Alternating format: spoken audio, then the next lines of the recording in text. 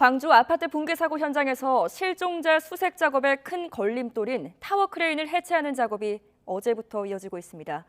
작업이 예상보다 더디게 진행되고 있는데요. 취재기자 연결해서 현장 상황 알아보겠습니다. 차상한 기자. 네, 광주 아파트 붕괴 사고 현장에 나와 있습니다. 네, 타워 크레인 해체는 얼마나 지금 진행됐습니까? 네, 붕괴한 아파트에 붙어 있는 타워 크레인의 최상층에 있는 조종실만 남아 있는 상태입니다. 현장을 보면서 말씀드리겠습니다. 타워 크레인의 가장 꼭대기 부분에 있는 게 바로 타워 크레인을 움직이는 조종실인데요. 저 부분을 제거하는 작업을 앞두고 있습니다. 조금 전인 15분 전쯤에는 타워 크레인과 가장 가까운 곳에 있는 무너진 건물의 최상층에 있는 임시 가설물을 철거하는 작업이 이루어졌는데요. 타워 크레인으로 이 부분을 덜어서 지상으로 옮기는 작업이 이루어졌습니다.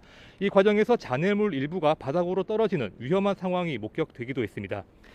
타워 크레인 해체 작업은 애초에 어제까지 마칠 예정이었습니다. 하지만 추가 사고에 대비해 조심스럽게 작업이 이루어지다 보니 예상보다 작업 시간이 길어지면서 오늘까지 연장됐습니다.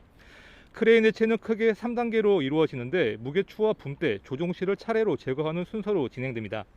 무게추와 붐대 제거까지 마친 상태라 오늘은 조종석과 턴테이블이라고 부르는 선회 장치 등을 떼어내면 해체 작업은 모두 마무리가 됩니다.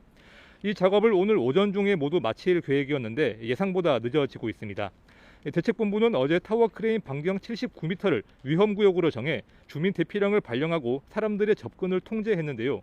붐대가 제거되면서 대피령은 해제가 된 상태입니다.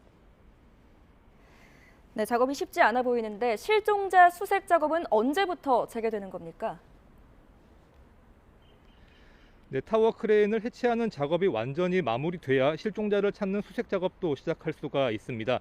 소방당국은 애초에 오늘까지 이런 해체 작업이 모두 마무리될 것으로 예상을 했는데 당초 계획보다 좀 늦어지면서 현장 상황에 따라 좀 달라질 가능성도 남아 있습니다.